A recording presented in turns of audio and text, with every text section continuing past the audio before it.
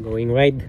Pupunta ako ngayon sa ano, tingnan ko makahawal pa ako makakita ng mga magagandang dahon, autumn leaves, kasi ano na ngayon papagsak na sila kasi patapos nag-start na ng winter. So try ko lang pupunta ako dun sa park. Yung puntahan ko na area mga kabayan is malapit lang naman dito sa apartment ko, mga 5 minutes. At nakamotor naman ako, so madali lang, mabilis lang ako makarating doon. So ito nga, yung cellphone ko is nakakabit yung holder niya sa manuela ng motor, kaya medyo maalog-alog konti, malikot.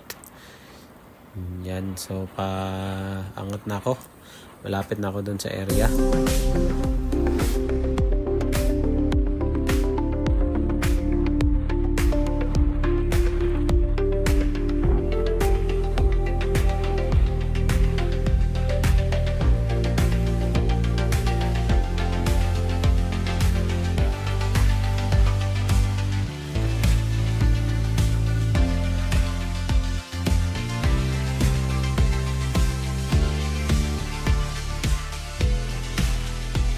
Yan, happy Sunday. So talagang pinlano ko tong lakad na to, na gusto kong habulin yung yung mga autumn leaves na makikita. Ngayon nagbagsakan na, ang dami na pa nakabagsak na.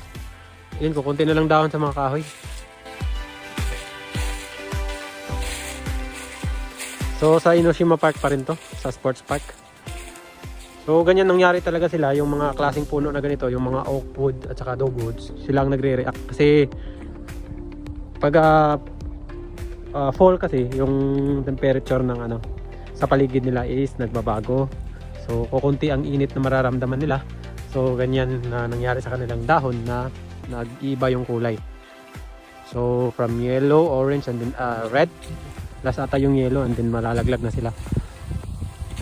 Yan nangyari kasi kabayan, yung mga ganitong puno dito sa kabila green. Ito ang mga puno na hindi sila sensitive sa init, sa temperature na nararamdaman nila sa kanyang paligid.